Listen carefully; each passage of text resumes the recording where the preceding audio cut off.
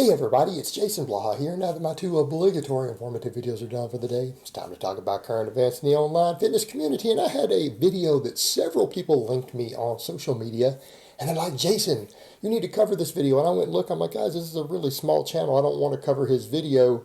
I don't want to bring attention to something that's really, really bad information or misadvice. I don't want to give it attention if it's not getting attention already. But it turned out people kept linking it to me over the last couple of days, and it has got a lot of views. This guy's channel has grown as a result of it, and it's something that we need to address from a physiology perspective because it's really, really, really bad. And it's common misinformation.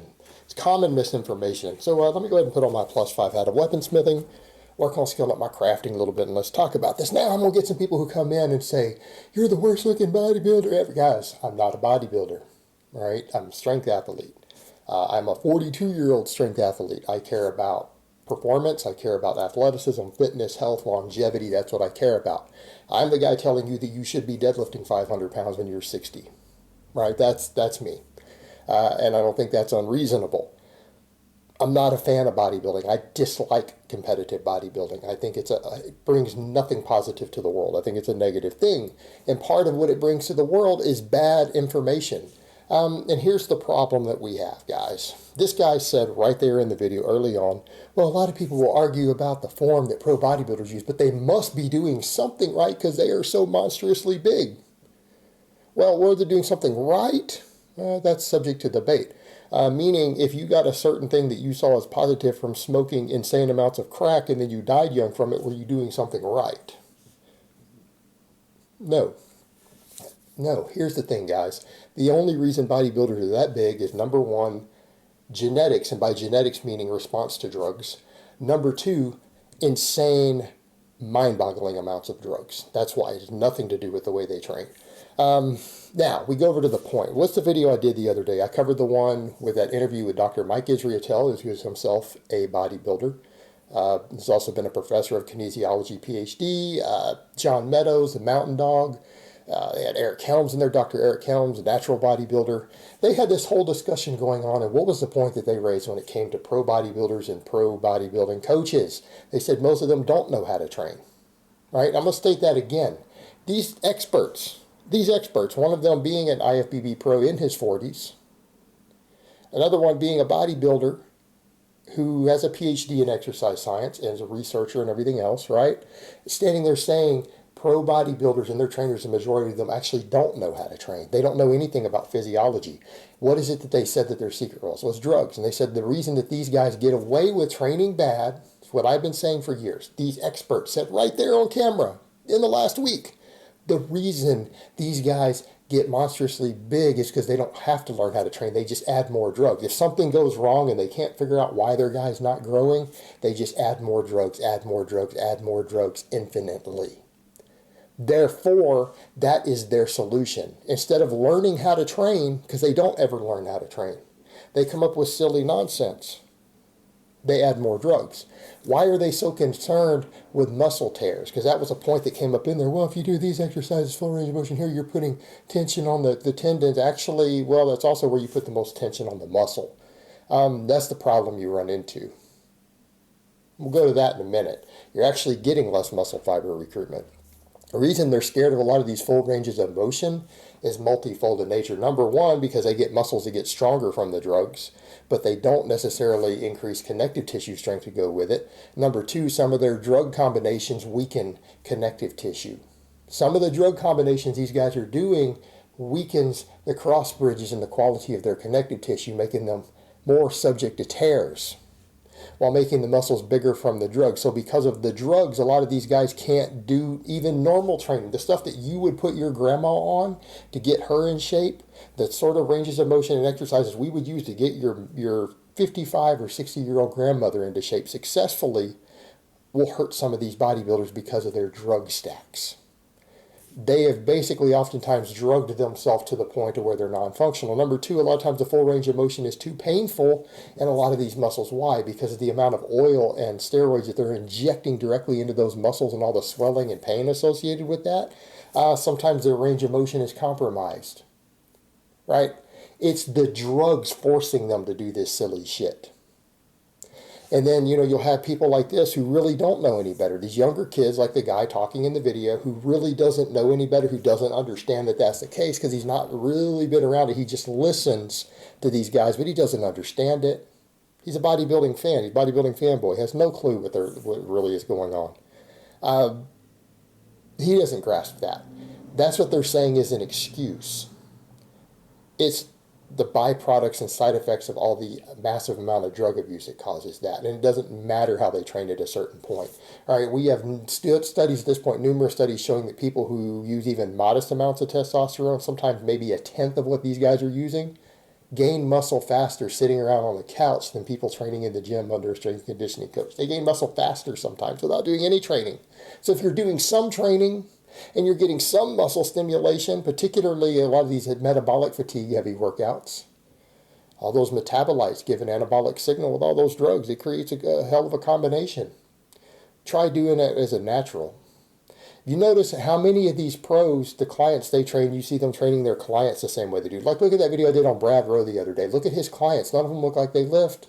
He has them training the same way he trains. They're all tiny, look like non-lifters. Do you think that's a coincidence? Well, let's come over to the point. Those points where they're talking about, oh yeah, this damages you and that tension put on the muscle, that's actually oftentimes where the muscle itself is put at the most tension. In other words, take the bench press they talk about at the bottom. Look at the angles involved. Look at the physiology. The reason you're the weakest at that point on the exercise is because that's where the muscle is put at a mechanical disadvantage. You need to understand there is more tension put on the pec at the bottom of the bench press than there is further up. That's where the most tension is. So by removing that, you actually have muscle fibers that you are not capable of recruiting in the muscle by skipping part of the range of motion. And that's true of any part of the range of motion. There are muscle fibers in every muscle that only work at certain joint angles. And if you don't reach those joint angles, you don't recruit those muscle fibers. But if you use enough drugs, it doesn't matter because those fibers will just go ahead and grow anyways. Lets you just do whatever the hell you want. Same thing, triceps. You don't think locking out the tricep has its own muscle fibers? You don't think there's tension involved? How about at the bottom of the bench press? Bottom of a closed grip bench? Because even you had Victor Martinez, who just sounds like an ignoramus. Complete ignoramus. The guy barely could barely even speak. I don't know why anyone would listen to someone like that when discussing something about anatomy and the body. Again, he uses a lot of drugs, genetics and drugs. Talking about, oh yeah, you don't come all the way down on a close grip. Holding a close grip in a way that would damage your wrist, right there, you can see his grip width. That cause inflammation in your wrists.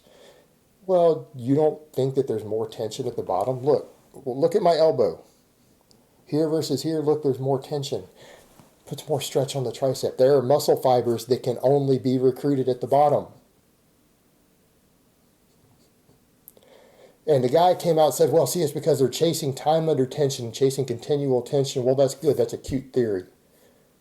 That doesn't pan out in physiology. That is purely from the bodybuilder world. And people say, well, they're doing it because it works. How would they know it works? No, they're doing it because it's become tradition and become habit.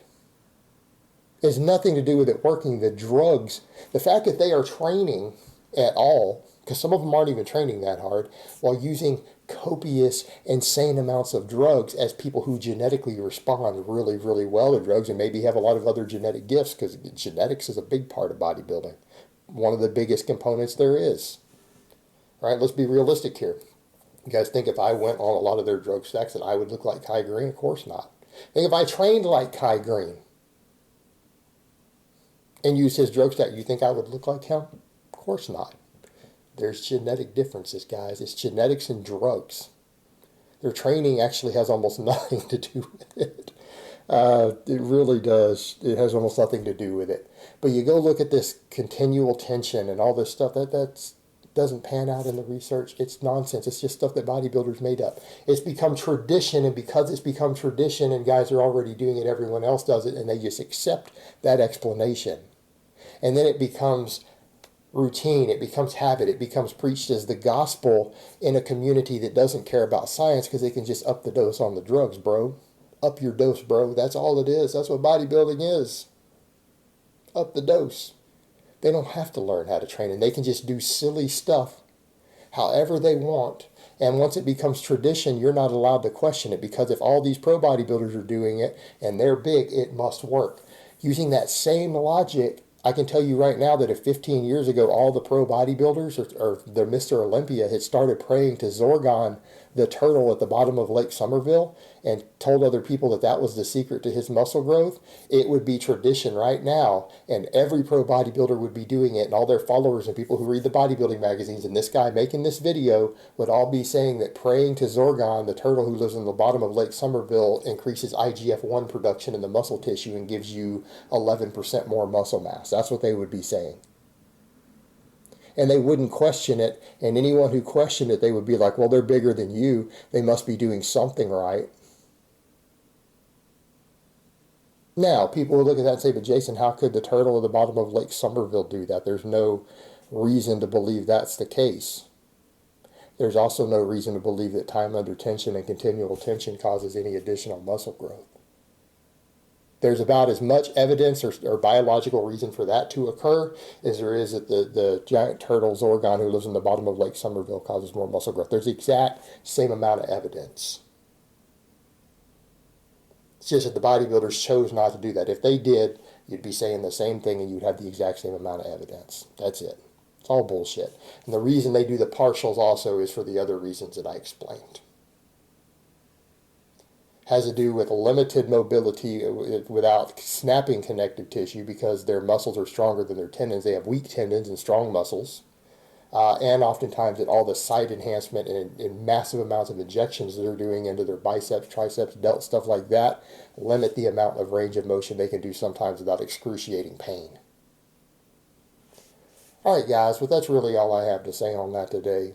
I hope it's been informative, and I will talk to you guys next time.